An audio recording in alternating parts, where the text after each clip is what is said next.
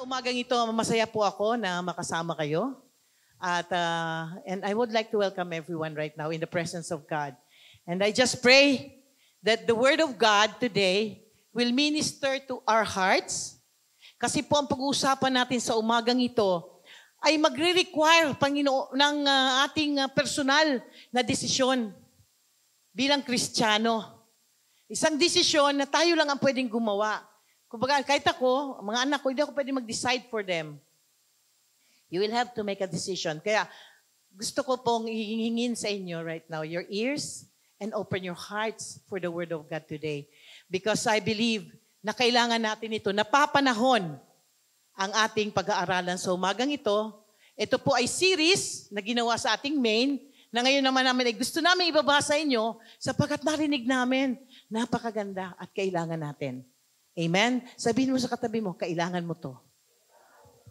Okay. So sabi ko, this is an individual decision para sa bawat isa sa atin. Alam niyo, nung umaawit po tayo, sabi, in the presence of a holy God, ano po yung nasa isip niyo? Di ba, banal ang Diyos. Napakabanal ng Diyos. Nang si Isaiah, nung nakita niya ang kabanalan ng Diyos, napatira pa siya eh. Napaluhod siya. Nakita niyo kung gaano kabanal, kabuti, kaganda ang Panginoon. At dahil doon, nakita niya rin kung gaano siya karumi. Kung gaano siya kaliit sa harapan ng Diyos. Gaano kabaho sa harapan ng Diyos. Nakita ni Isaiah ito. Kaya napatira pa siya at sabi niya, woe to me. Kahabag-habag ako sa harapan ng Diyos, sabi niya. Dahil ako ay, sabi niya, I am a person of a filthy lips. Sabi niya, I am with the people of filthy lips. Ibig sabihin, filthy lips talaga ginamit niya doon. Ibig sabihin, mahilig magsalita ng hindi magaganda. Filthy lips. And alam naman natin, ang salita talaga, it destroys and it corrupts ng buhay ng tao. So si Isaiah, nagpatira pa siya. Tapos lumapit sa kanya ang isang anghel. Inano siya, sabi niya, now you can speak in the presence of God. Anong nangyari? Nagkaroon ng pagbabago.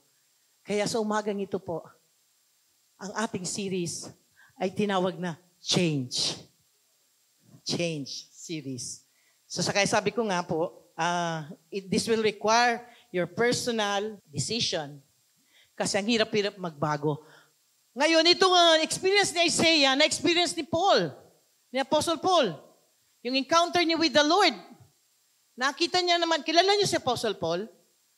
Mamaya pakilala ko sa inyo, yung hindi pa nakakakilala. Mamaya papakilala ko siya sa inyo.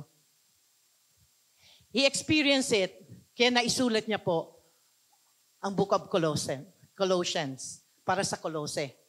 At ang book na to, pag binasa po natin ay nakahati sa dalawa. Ang una pong parte nito, it speaks of, tinuro ni Apostol Pablo ang patungkol sa Diyos, sa tao, ang kaligtasan mo. Itinuro niya sa unang bahagi ng aklat na to. At itinuro niya po kung ano ang meron tayo sa Panginoon. Kasi pag alam mo kung anong meron ka sa Panginoon, hindi ka bibitaw, di ba? Bibitaw ka ba kung ginto ng hawak mo? Pagpapalit mo pa ba yan sa silver? Ano ba mas mahalaga? Ginto o silver? Depende sa'yo kung ano mas mahalaga sa'yo. Kung silver o ginto, ikaw pa rin magdidesisyon yan, di ba? Pero ibig sabihin, kung meron ka nang hinahawakan something that is valuable and worthy, bibitawan pa ba yan? Kaya napakahalaga po na makilala natin ng Diyos kung sino siya, ano ang ginawa niya para sa'yo at sa akin, the salvation that God has given us, at kung ano ang inaalok niya sa atin. Kasi pag naunawaan natin ito, alam niyo po, hindi na kayo bibitaw sa Panginoon. Ang ganda ng seminar namin kahapon, kasi karamihan nandun, ano? Sino yung wala? Pakitaas ng kamay. Ayun yung wala. Yung wala, bigyan lang namin ko kayo ng konting ano. Ang ganda-ganda kasi, nang tinalakay doon, yung mga nangyayari ngayon sa Christian community, na nagkakaroon ng kaguluhan, kalituhan sa mga katuruan. Kung paano bang kaligtasan, ikaw ba mananatiling ligtas? Kung ikaw ba ay tinanggap mo na si Jesus, kahit gumagawa ka ng kasalanan, ikaw ay pupunta pa rin na langit. Ang ganda ng tinalakay kahapon, mga kapatid. Pero may isang bagay na nagtatak sa isip ko. Ang buhay na walang hanggan ay kay Kristo. Kaya pag bumitaw ka kay Kristo, mawawala yan sa'yo.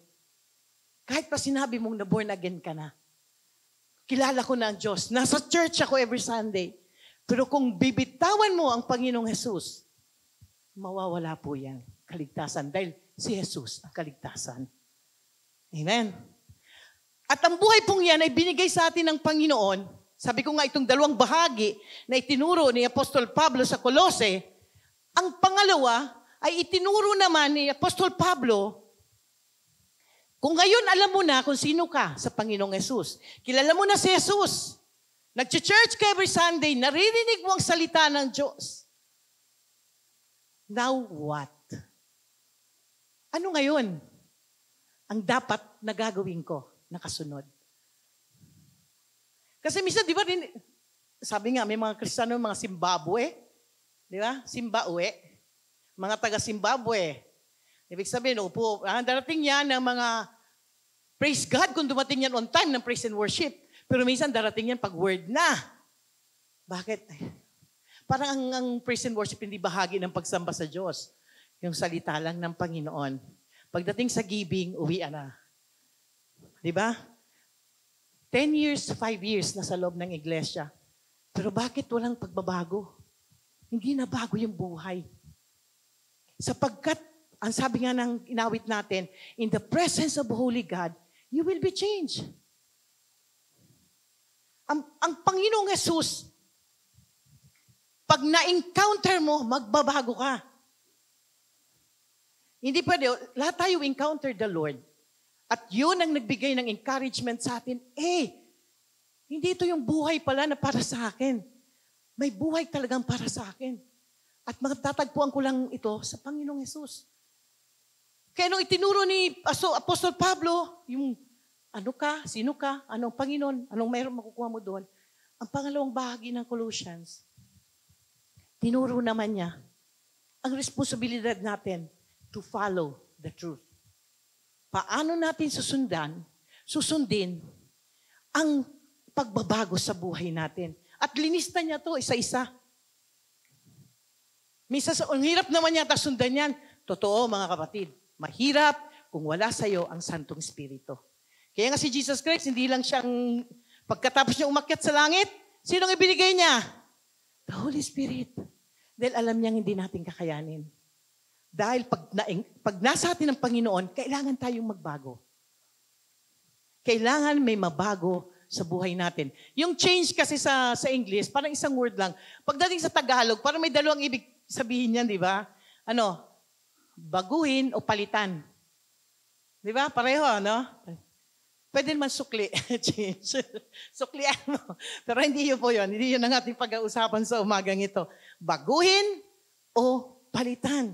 At may responsibilidad tayo dito to respond. Sundan ang pagbabago. Sabi nga, Jesus teaches the truth. And dito pinakita na ang katotohanan, ito magpapalaya sa atin. Pero paano ka magiging malaya kung hindi mo ang katotohanan ipapamuhay?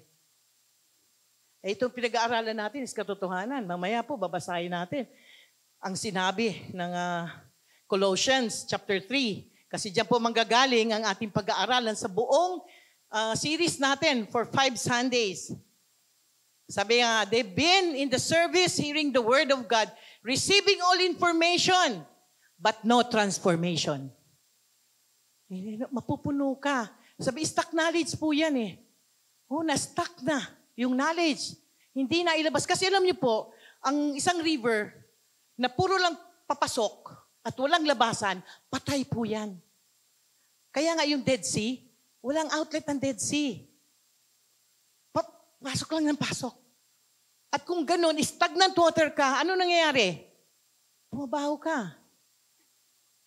Ano ang namumuhay, namamahay sa'yo? Kiti-kiti. Diba? Magkukos ka pa ng dengue. Hallelujah. Imbis na katulong ka sa community, ikaw ay nakasira pa. Hallelujah. Kasi po pag pumasok sa atin ang isang katuruan, dapat marunong din natin itong ilabas sa buhay natin. Yan po ay isang prinsipyo na tinuturo sa atin bilang Kristiyano. Hindi lang tayo taga-receive, we also give. Okay? Kaya nga the Word of God is being given to us to transform us so that we can demonstrate to the people para pag nakita ng tao ang pagbabago mo, may susundan sila. Amen? Kaya we need to be changed. Kasi yung iba ayaw. Mahirap kasi magbago eh. Di ba? Lalo na kung kinasanayan mo ng isang bagay. Minsan nga sa area ng bahay, kasi po, kami, nakaranas kami ng pag-uupa ng bahay. Pag nasanay ka na doon sa area na yon, tapos may lilipat ka, like nasa Bicol ako, no? Matagal. Tapos lipat ako Manila. Parang ang hirap. Parang naiisip ko na parang mas mahirap sa Manila kaysa dito sa Bicol. Parang ayoko mabago yung, ayoko magkaroon ng uncomfortable na experience. Dahil lang doon sa pagbabagong kailangan ko. Pero wala akong magagawa. Kailangan ko bumalik na Manila. Pinabalik ako ni Lord eh. Pero alam mo yung hindi totoo yung nasa isip ko. Kasi maganda pala ang plano ng Panginoon. So when God changes us, it's for our best. Para sa kabubuti natin yan. Jesus that die on the cross, rise again for your life to stay the same. Hindi siya namatay sa cross, muling nabuhay para manatili kang ganyan lang. Alam niyo po ba na namatay siya, muli siyang nabuhay upang bigyan ka ng bagong buhay. At pag sinabi mong bagong buhay, may pagbabago. Di ba? Kasi bago nga eh. Sabi nga doon sa isang na hindi ka pwede maglagay ng alak sa old wineskin.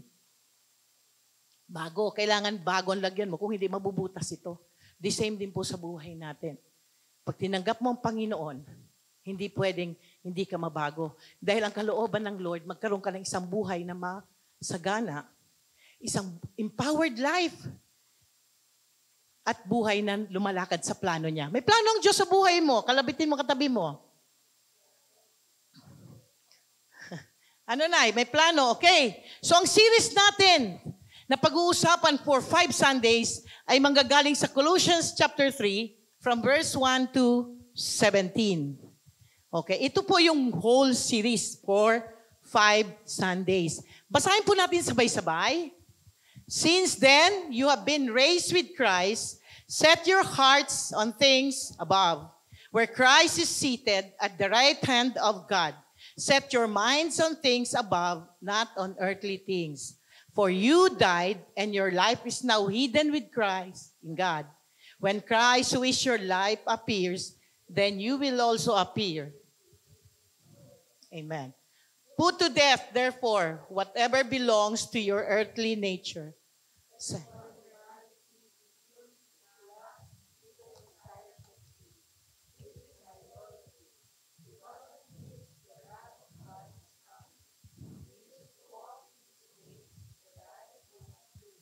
But now you must also rid yourselves of all such things as this: anger, rage, malice, slander, and filthy language from your lips.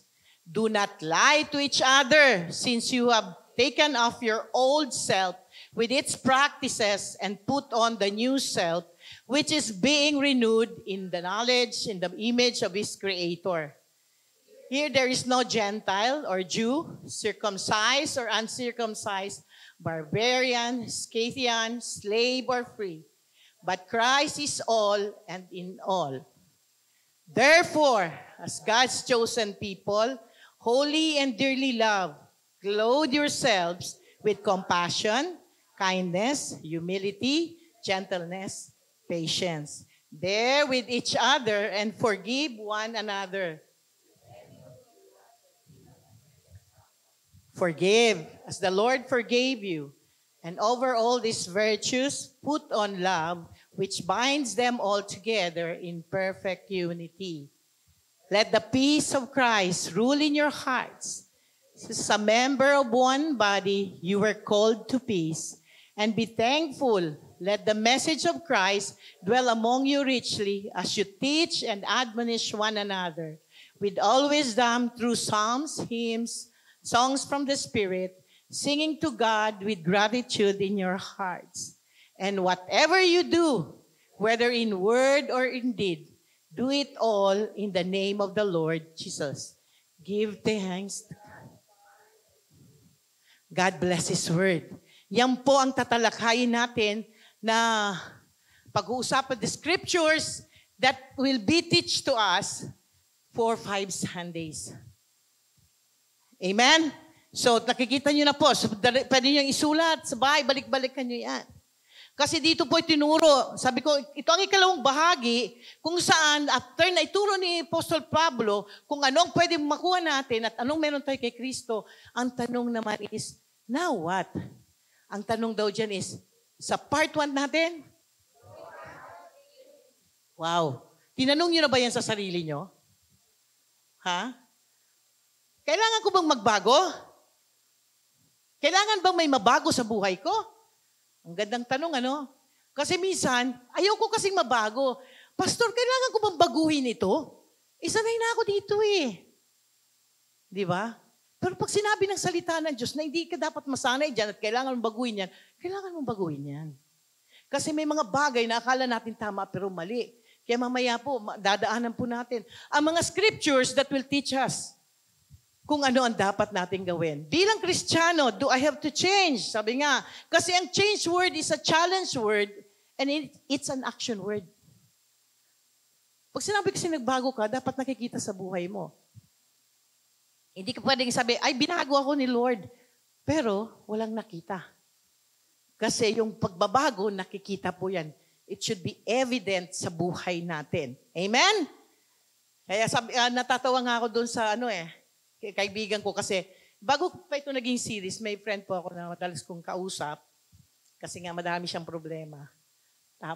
Sabi ko sa kanya, alam mo kaibigan, kailangan ka mabago. At magbabago lang ang buhay mo pag nagpabago ka sa Panginoon. Sabi niya, kailangan ba yun? Sabi ko, oo, kailangan yun. Kasi kahit anong kwento mo sa akin ng buhay mo, umiyak ka man ng dugo, hindi kita kayang baguhin. Kaya ka lang baguhin ng Panginoon. At tayo mga anak na Diyos, kailangan natin maranasan ang pagbabago sa buhay natin. Amen? Kasi si Lord gusto niya talaga tayo magbago. Ang gusto kasi natin minsan, Christian na ako, si Lord ang mag-adjust sa akin. Si Lord ang gusto natin i-fit in doon sa gusto natin. Ayaw natin mag-fit doon sa gusto ng Lord. Gusto na, hindi Lord, talagang dapat ganito lang. Ito lang talaga kakayanan ko eh. Dito lang talaga ako. Sabi ni Lord, hindi. Katulad kay Abraham, sabi ni Lord kay Abraham, lumabas ka dyan. Sa angkan mo. Dahil pagpapalain kita. Si Abraham, kilala nyo?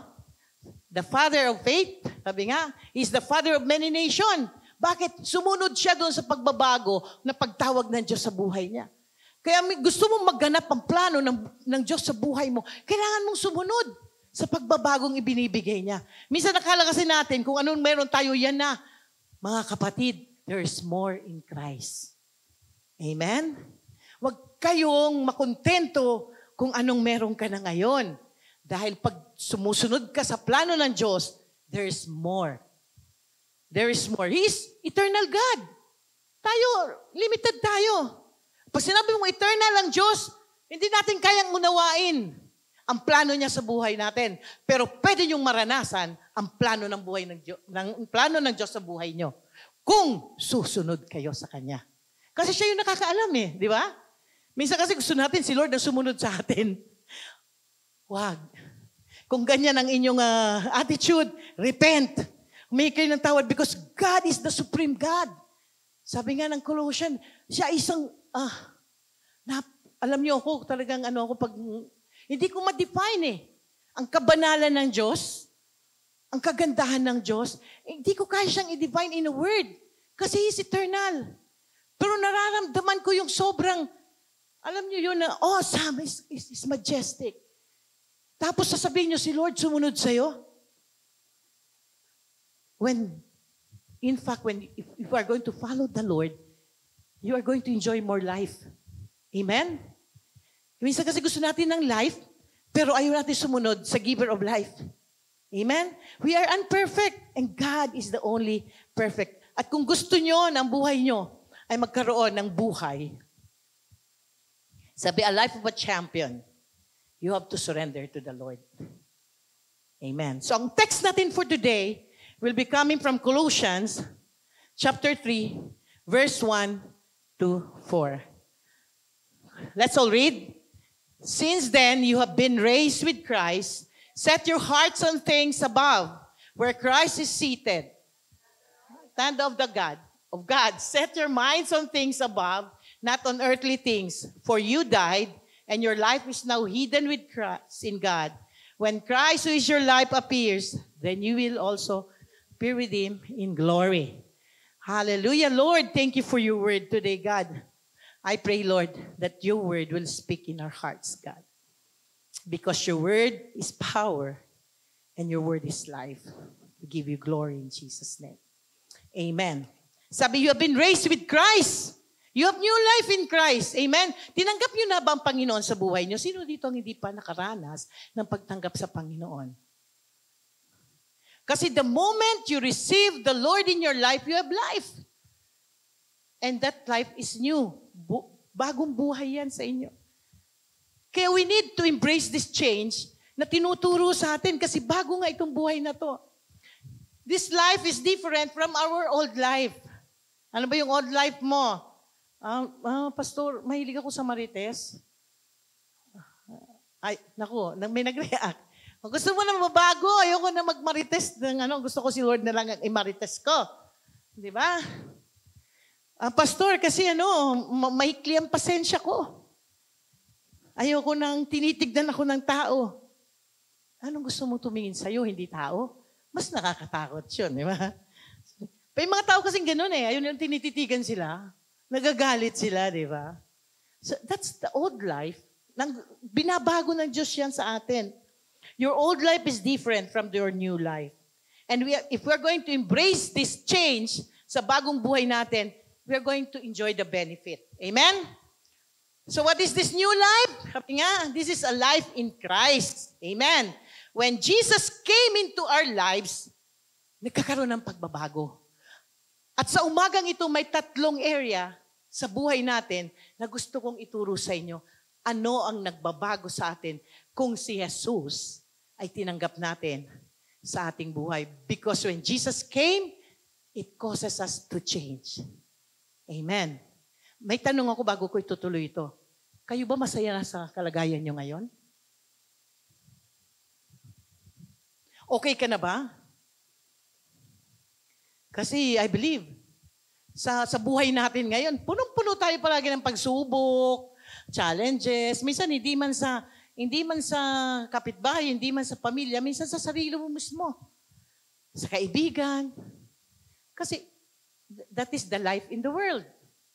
Punong-puno tayo niyan. Kaya nga, when Jesus came, it causes us to change. So there are 3 areas na nababago sa buhay natin pag tinanggap natin ang Panginoon at namumuhay tayo sa Panginoon. Number 1 is binabago niya yung pagkakakilanlan natin. Bakit? Kasi dati tayong makasalanan at nung tinanggap niyo si Jesus, kayo ay naging anak ng Diyos. Di ba?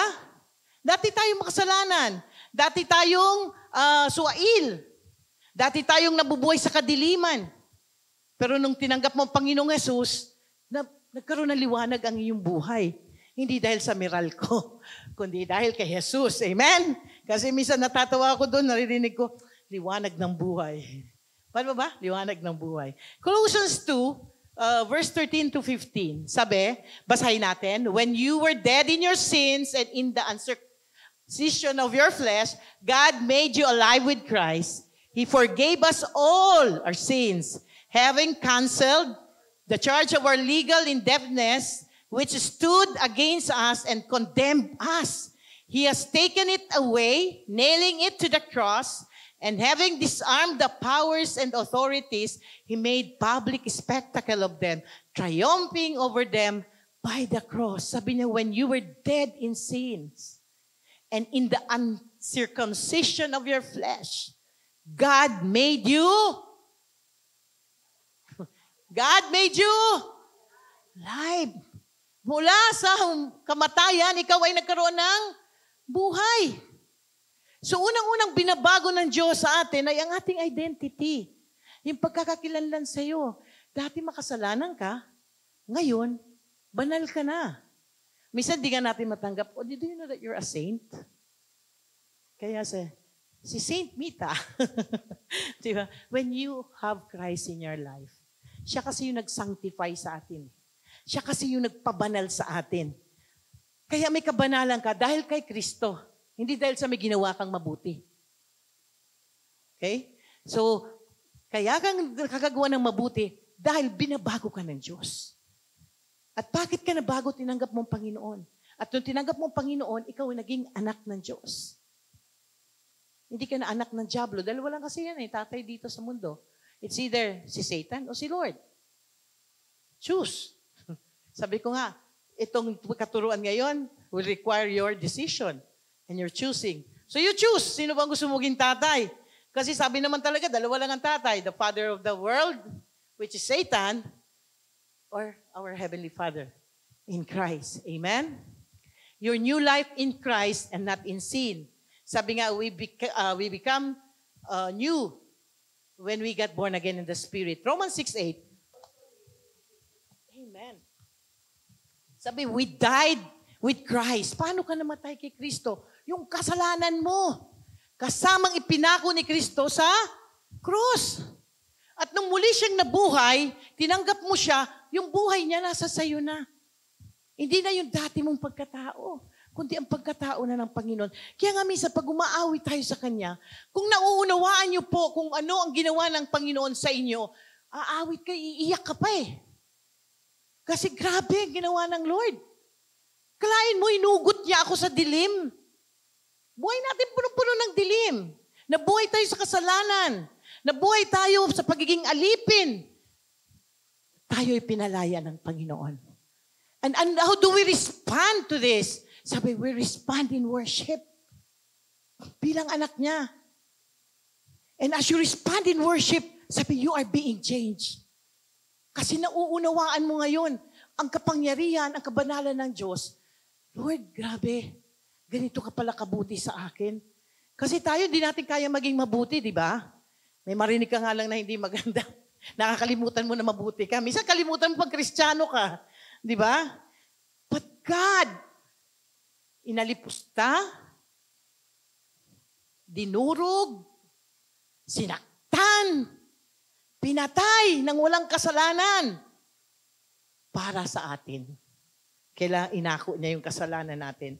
And sabi nga, and that identity, kalahin mo yun, para lang mabigyan niya tayo ng bagong pagkatao, bagong kakilanan, kailangan niyang pagdaanan yun. Yung kamatayan sa krus ng Kalbaryo. Para matanggap mo yung buhay niya. At dito sa bagong buhay na binibigay niya sa'yo, dapat siya yung nakikita. Kaya it requires to be changed, yung life natin from old to new. Amen? And sabi, the Spirit Himself testify that you are child of God. Sabihin mo, anak ka ng Diyos. Baka hindi ka sigurado. Okay? Ito po ang sinasabi ng Biblia kung tinanggap nyo ng Panginoon. Romans 8, 14 to 17, basahin natin.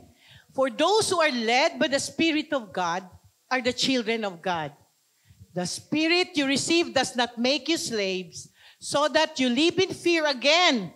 Rather, the Spirit you receive brought about your adoption to sonship. And by Him we cry, Abba, Father. The Spirit Himself testifies with our spirit that we are God's children. Ito po'y maliwanag na nakasulat sa Biblia. Ikaw ay anak ng Diyos. Hindi ka na anak ng Diablo nung tinanggap mo ang Panginoon. Ikaw ay anak ng Diyos. At dyan sa bagong buhay na tinanggap mo, sabi nga, it requires you to change. Amen? You are what God says you are. Minsan kasi hindi tayo alam niyo naman, dito sa mundo, ang kaaway gagamit talaga ng tao para i-question ang identity mo bilang anak ng Diyos. At palagi nilang tinitignan yung naging weakness mo, naging buhay mo dati. Oh, dati kang ganito. Di ba? Ay, dati masama yan.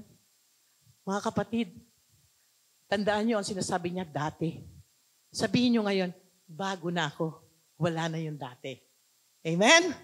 Pag tinanggap yung Panginoon, bago na kayo, hindi na yung dati. Kaya yung dati na buhay, dapat hindi na nakikita sa inyo. Kundi makikita na yung bagong buhay sa inyo. And it requires change. Kailangan mabago yun. Do not resist the change na binadala ng Diyos sa atin. Kasi ito ang nagtatransform sa atin. Amen?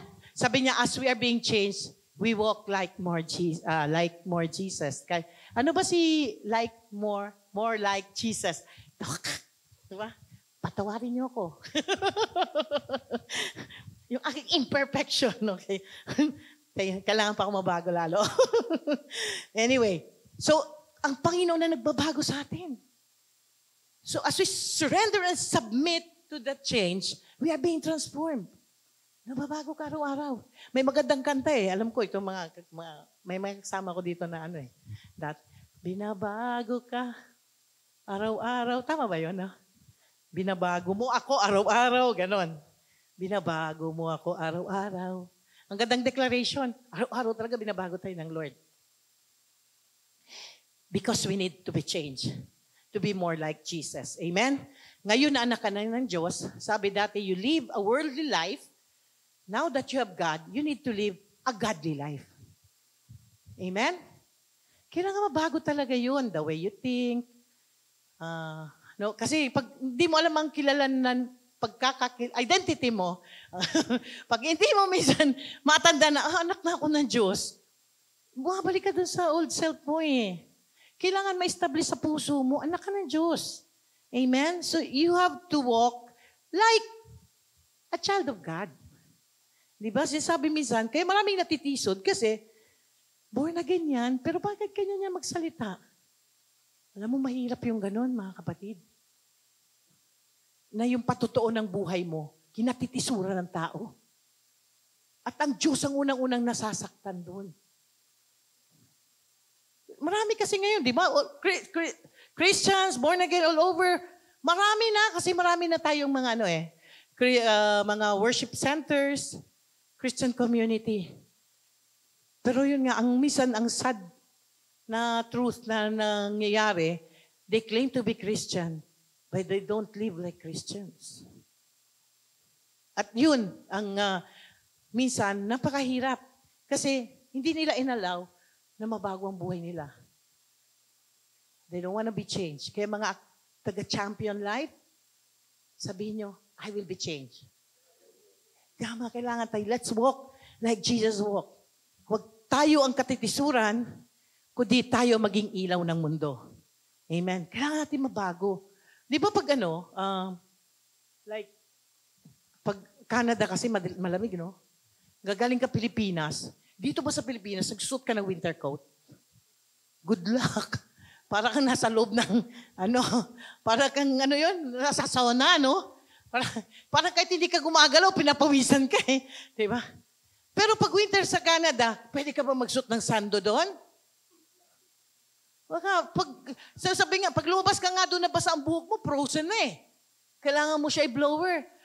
Yung lumalabas nga doon sa ilong, pag lumabas, frozen na. Madali natanggalin. Di ba? Totoo yun kasi yung mga bata, yung mga kinder school, minsan merong gano'n, nakita ko. Pero hindi po sa Canada, iba sa ibang lugar po yun. Pag galabos ng gano'n, frozen na siya. Okay? Pero it requires change of clothes para maka-adapt ka doon. Pag winter, kailangan winter coat ka.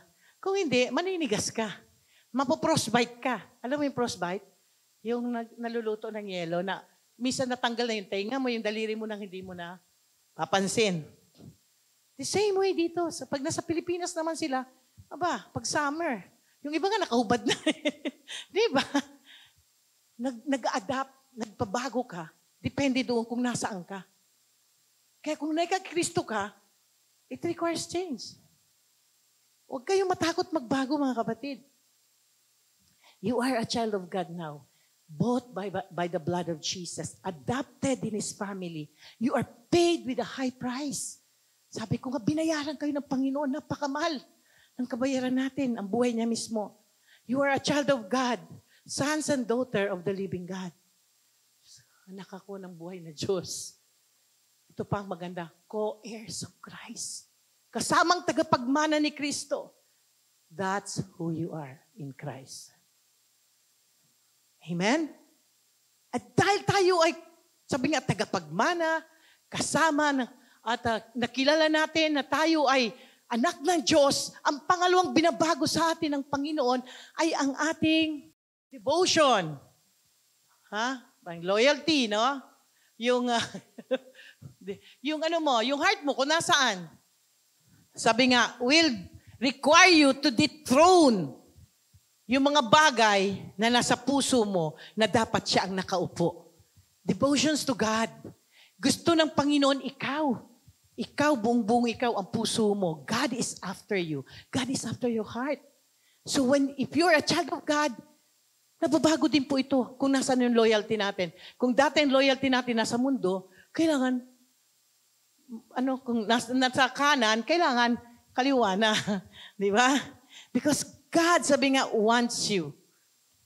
Anything that is still your affection and devotion to God, i-require niya yan sa inyo to dethrone it. Alisin niyo yan. Mark 12:30. Ang sabi dito, love the Lord your God with all your heart, with all your soul, and with all your mind, and with all your strength. Lahat all. Sana all. Diba? Lahat all. Love the Lord your God with all your heart, with all your soul, with all your mind, with all your strength. Love the Lord your God with everything that you are. Ibig sabihin, wala kang ititira sa sarili mo. Wala kang ititira sa mundo. Sa Diyos, ibigay mo ang pagmamahal na yan. That is the devotion, God. Because a new life we have should be Christ-centered. Kailangan kasi yung bagong buhay sa atin, ang main focus na, ang nasa gitna na ng kung saan umiikot ang buhay mo, ay sa Panginoong Hesus na. Kilala niyo si Apostol Pablo, sabi ko nga kanina, pakikilala ko siya sa inyo. Si Apostol Pablo, bago siya naging Paul, siya ay si Saul. Kung makita niyo yung buhay niya, Christian killer to eh. Mamamatay tao siya. Kaya nga niya sabi, ako ang pinakamakasalanan sa lahat. Pero pinatawad siya ng Lord. Diba? Yung buhay niya, nagkaroon ng pagbabago because of his encounter with God. Pero ano si Apostle Paul? Nung nakilala niya ang Panginoon, nung binigay niya ang buhay niya sa Panginoon, pati devotion niya binigay niya. Kaya nasabi niya doon sa Galatians 2:20, sabi niya dito, basahin natin, I have been crucified with Christ. I no longer live, but Christ lives in me. The life I now live in the body, I live by faith in the Son of God who loved me and gave Himself for me. Hindi na ako nabubuhay. Si Kristo na. Ibig sabihin, yung buong pagkatao niya, sinuko niya na sa Diyos. Sige Lord, gawin mo kung anong gusto mong gawin sa buhay ko. Kahit sa Philippians 3:8, ito rin ang sinabi niya. What is more, I consider everything a loss because of the surpassing worth of knowing Christ Jesus my Lord, for whose sake I have lost things. I consider them garbage that I may gain Christ. Lahat. Si Apostol Pablo, napakataling tao nito. Kaya nga pinagkatiwalaan siya ng mga Pariseo eh. Kaya niyang gawin, yung patay sa mga Kristiyano. Pero sabi niya, it's all garbage. Para lang magain ko ang Panginoong Jesus. Ganun niya binigay ang devotion niya, ang buhay niya sa Panginoon. Everything in his life is devoted to God. And God wants us the same, na ang devotion natin, ang loyalty natin, ay sa Kanya lang natin ibigay. That we cannot be swayed kung ano ang ino-offer ng mundo. Kasi ang mundo, mag-o-offer sa inyo eh. Mag-o-offer yan. The world will offer you. Minsan yung hindi mo inaasahan, biglang dumarating sa panahong tinatawag ka na ng Lord sa ministry. Biglang may darating na, may offer to go abroad. Di ba? So you have to discern. Galing ba to sa Panginoon? Blessing ba to? Or offer ng world para lang hindi ko malakaran yung plano ng Diyos sa buhay ko. Ang pera ginagamit ng mundo para tayo ay ma-distract. At yung devotion natin, yung loyalty natin ay maibaling o kaya maging kalahati lang kay Lord, kalahati sa world. Eh sabi ni Lord, all. Sabi niya all. All. So hindi pwedeng half-half. All. Okay? Sa Luke chapter 16 verse 13. Serve master. And hate the other. To the one and despise the other. You cannot serve both God and napakalinaw. Hindi mo pwede silang pagsabayin. Mamimili ka, kapatid. Nasaan bang puso mo? Luke 14:26-27. One comes to me and does not hate father and mother, wife and children, brothers and sisters, yes, even their own life, such a person cannot be my disciple. And whoever does not carry their cross and follow me cannot be my disciple. There is a cost. Yes, there is a cost. May cost po ang pagsunod sa Panginoon. Pero alam nyo, whatever the cost is, it's worth it. Kasi pag sumunod ka sa Panginoon, matatagpuan mo ang buhay. At kung ano ang plano ng Diyos sa buhay mo, ang plano ng Diyos, napakaganda. He is a good God eh. Wala siyang masamang plano sa buhay natin. His plan is always good and perfect. Kailangan lang natin i-align doon. Lord, I want to follow you wholeheartedly.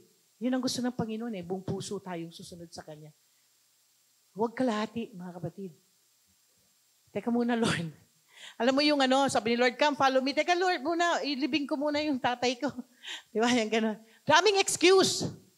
Hindi ito literal na sabi ng Panginoon na you hate. Because sa Bible, nagsabi, love your parents. Di ba? Pangalawang utos yan ng Diyos. Para kayo ay pagpalain. Obey your parents in the Lord. Hindi yan literal, kundi ang gustong ipakita ng Panginoon dito, nasa ng puso mo. Nasa ng puso mo. Kung ginagawa mo mga excuse, yung trabaho mo, pamilya mo, at minsan excuse ang sarili mo, para lang hindi mo masunod ang kalooban ng Lord sa buhay mo, yun ang ibig sabihin ng Panginoon dyan. You cannot be my disciple. Kasi a disciple is being changed by God. Kaya kung meron pang nandiyan sa puso nyo na talagang, hindi ko talaga masurrender ito, Lord. May iba pa talaga akong sinusundan. I encourage you, kapatid, time to change. You want to receive the blessing of the Lord, the fullness, time to change. Sabihin nyo. Amen. Because when you are devoted to God, ang number 3 na binabago ng Diyos sa atin is your direction. This new life, sabi nga, led by Christ. He has a plan. May maganda siyang plano. Ang kailangan lang natin is to obey. Kasi minsan tayo, gusto natin yung plano natin, ang nasusunod sa buhay natin. Tayo ang nakakaalam kung ano ang mabuti, kung ano ang tama. Hindi, kailangan matapos ko noon nung panahon na to, sabi marami nag-nurse. Kasi yung in demand, di ba, no? In demand noon mga 90s, mga nurses, dami. Pati nga pamangkin ko nag-nurse kasi ano to ngayon? Ito yung ito yung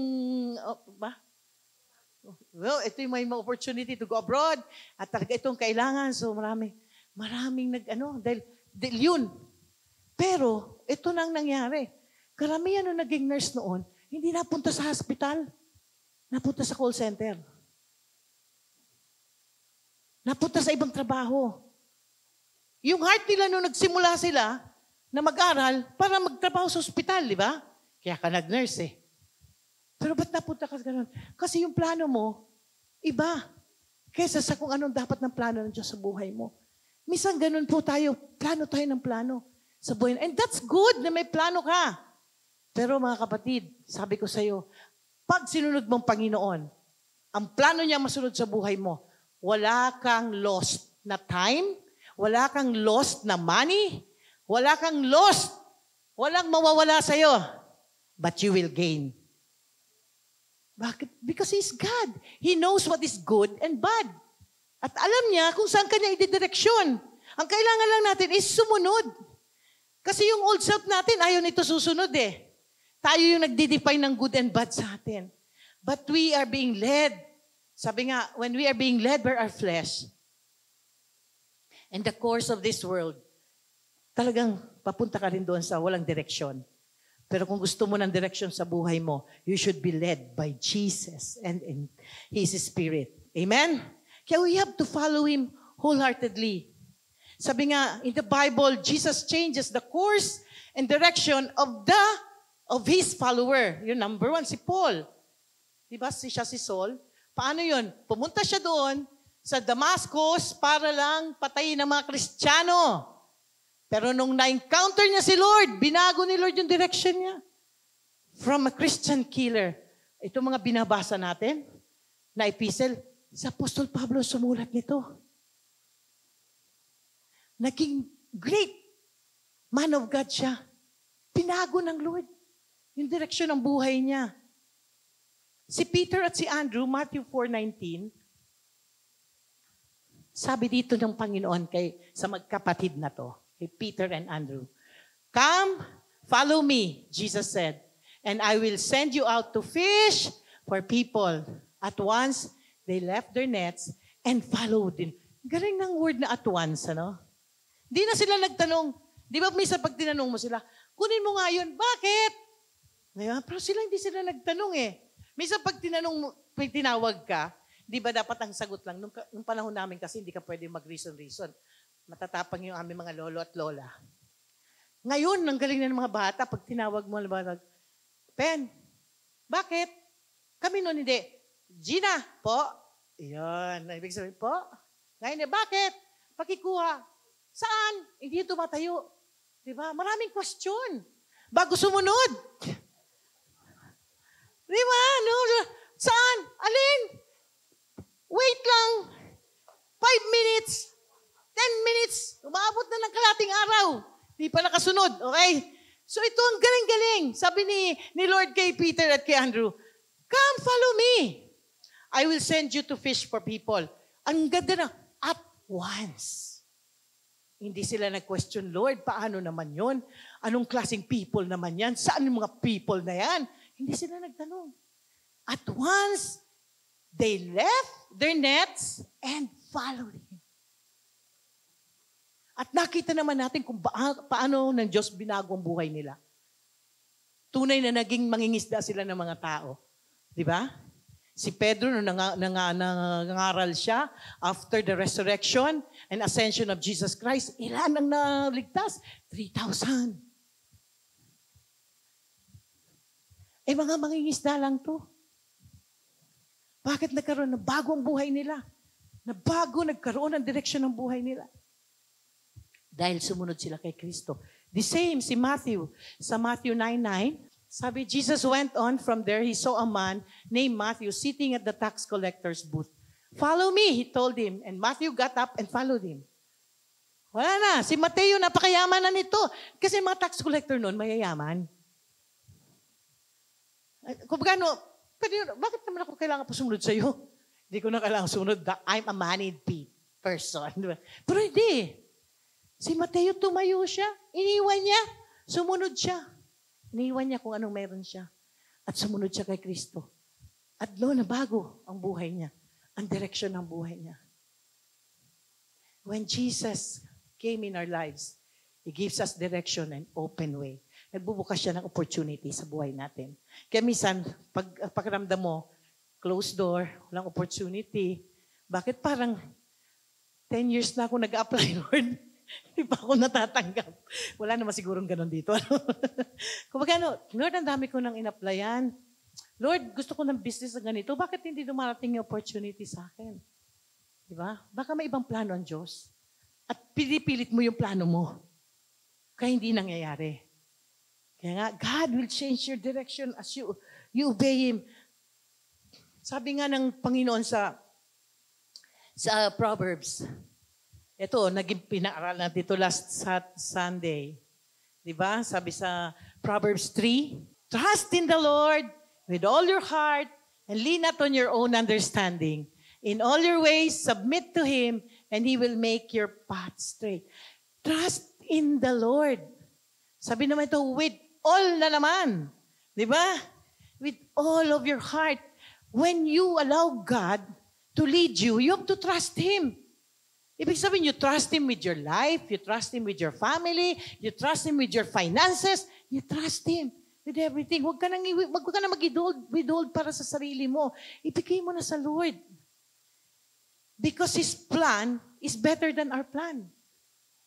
Sabi nga, no matter how smart, intelligent you are, your plan is not better than God's plan. Your wisdom is not as good as God's wisdom. Diba? Siya pa rin. Kapag nakita mo siya bilang Diyos, na banal, mahal ka, at siya ay tatay, at ikaw ay anak niya, magtitiwala ka sa Kanya, di ba? Kaya lang minsan doon tayo nagkukulang. Yung pagkilala sa Kanya.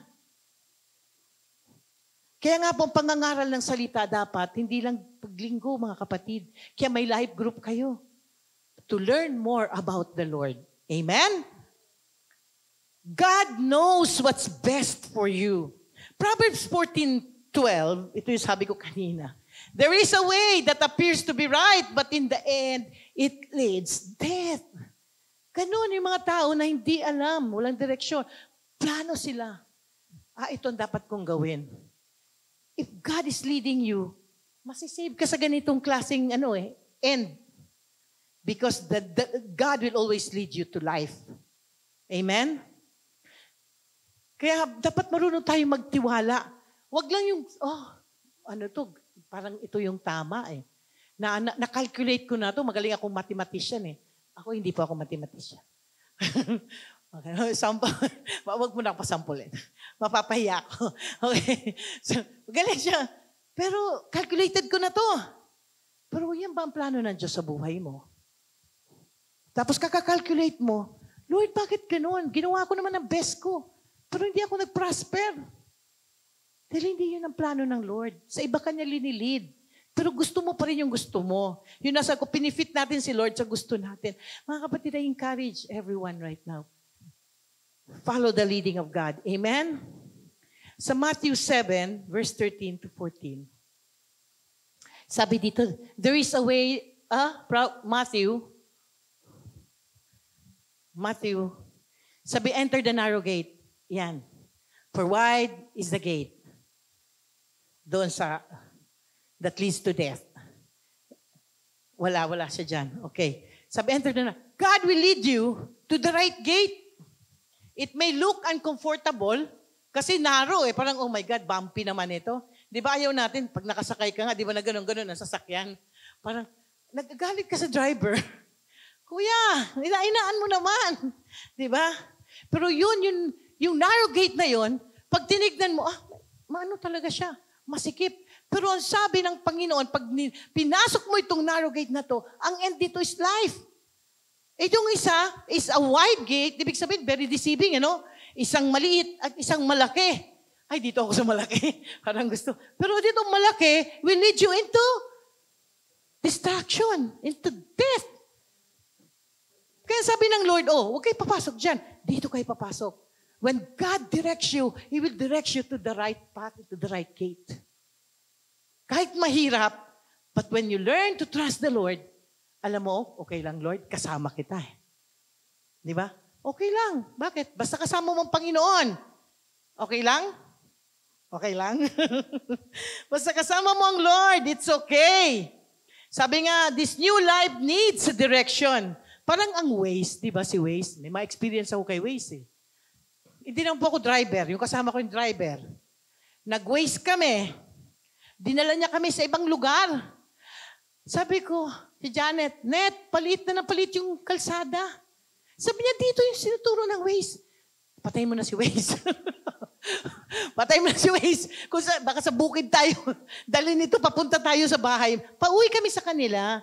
Parang grabe yung traffic ni EDSA. Tapos mayroon parang isang kalsada. Nagkamali siya. Doon kami nakalusot. Papunta palang Marikina yon. So hindi namin alam paano bumalik. Nag-Waze siya ngayon. Lalo kaming naligaw. Hindi kabalik. Kailangan makarating tayo sa sentro ng Marikina. Gusto namin tawagan si Joshua. Yung mga taga Marikina, gusto na namin magtawag. Kasi gabi na eh. Tapos palit na palit yung kalsada. Sa kunet, bukid na to. Balik na tayo. Patayin mo na yung Waze. So si Waze hindi reliable. Okay? But Jesus, if you allow Jesus to direct your life, makakarating ka. Walang sayang na gasolina, walang sayang na pera, walang sayang na oras. Let Jesus guide us and be directed by the Lord. Amen? Sabi nga, because meron cost. There is a cost to follow the Lord. Meron naman. Costly naman talaga. Kasi it requires obedience and trusting the Lord. Minsan yun ang costly sa atin eh. Di ba? But it's worth it, mga kapatid. Because in Christ, God directs you, you will find life. Amen? Dito inulit ng Panginoon ang Matthew 10:38 to 39. So whoever does not take up their cross, follow me is not worthy of me. Whoever finds their life will lose it. Whoever loses their life for my sake will find it. So there is the cost, but it's worth. Sabi niya, sino man, you have to take up the cross eh. That is the cost. Minsan ayaw natin ng cross. Gusto natin cross na papel. Pero this cross is not literal na cross po, mga kapatid. Ito po yung cross na bibit-bitin mo araw-araw for you to crucify your flesh.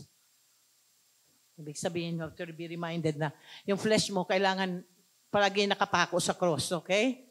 So pag nagre-resurrect yan, ipako nyo sa cross. Okay? Amen ba?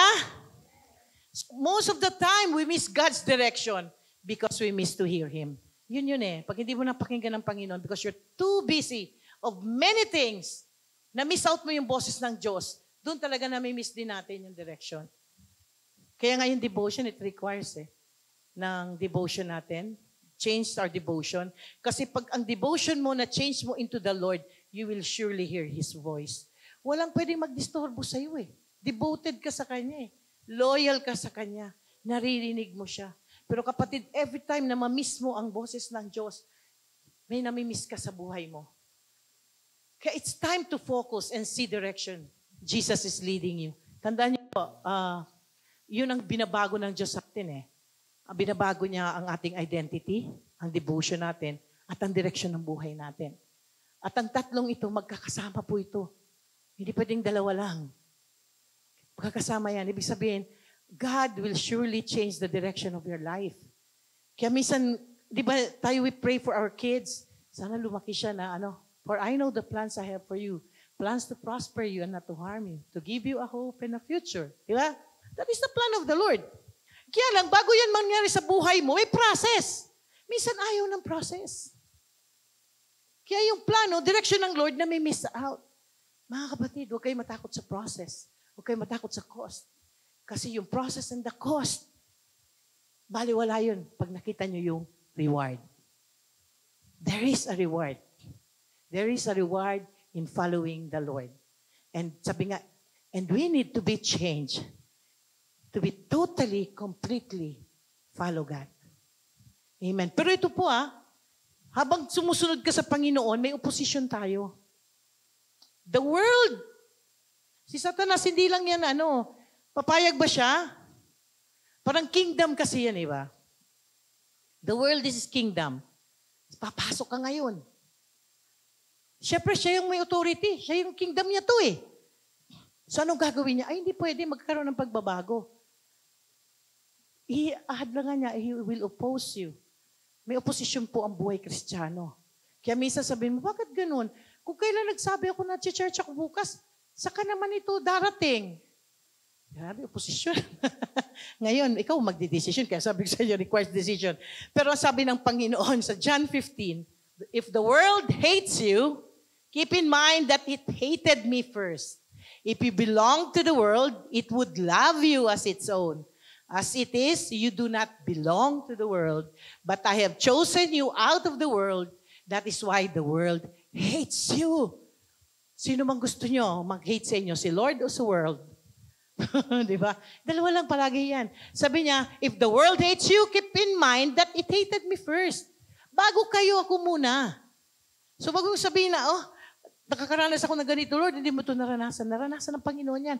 Pero maggalak tayo kung ang mundo ay hindi umaayon sa atin, sapagkat nagpapatunay yan na tayo ay kabilang sa Panginoong Hesus. Pero kung kasama ka ng mundo at umaayon sa iyong mundo, mga kapatid, mag-repent ka na. Kasi ibig sabihin, umaayon ka sa gawa ng mundo. And you can never be changed. Unless you allow the Lord. Kasi ang Diyos hindi ka pupursahin yan na kailangan ka magbago, kailangan ka magbago. Kailangan ka magbago. Ibibigay niya sa'yo na dapat kang magbago. Ang tanong, yes Lord, I am willing to be changed. Because He's a gentle God. He's a loving God. At hindi ka niya talaga, and God loves us so much. Mahal na mahal tayo ng Panginoon. Ayaw niya nasasaktan tayo. Ayaw niyang nahihirapan tayo. Kaya nga, ino-offer niya sa atin yung buhay. Pero itong buhay na to, it requires change. Kailangan natin magbago. Colossians 3, verse 3 and 4. For you died, and your life is now hidden with Christ in God. When Christ, who is your life, appears, then you also will appear with Him in glory. Do not count the cost. Sabi nga, although sabi ni Lord, count the cost. Pero ibig ko sabihin, huwag niyong tignan yung cost ng pagpalo sa Lord. Because at the end, you're going to appear with Him in glory. Kasama kayo sa kaluwalhatian, mga kapatid. Kaya kahit may cost yan, kahit mayroong paghihirap yan, sumunod ka lang. Bakit? Temporary lang yan. The reward is eternal. Amen? Anong pagpapalit mo? Yung temporary o yung eternal? Kasi pareho pong may eternity. Eternity in hell and eternity in heaven. God wants us in eternity in heaven. Kaya itong pinagdadaanan natin, the opposition of the world, normal. Bakit? Gusto ng world, pumunta ka kasama kung saan siya tatapon ng Panginoon, di ba? Pero ang gusto ng Panginoon, hindi ka mapunta doon. Mapunta ka sa Kanya. So huwag niyong tignan minsan yung kahirapan na pinagdadaanan niyo. The opposition of the world. But look at the reward. May gantimpalang naghihintay sa'yo. Nay, sa langit. Amen? So we must allow this change. God is bringing in our lives. Because God, sabi nga, changed our identity from sin to son, devotion from the world to God, direction from death to life. Yun ang binabago ng Diyos sa atin. Mula sa makasalanan, makamundo, kamatayan, binago niya tayo, ginawa niya tayong anak, at ginawa niya ang Diyos, ang ating Diyos, at tayo ilinipat niya sa buhay na walang hanggan. Amen? Palakpakan natin ang Panginoon.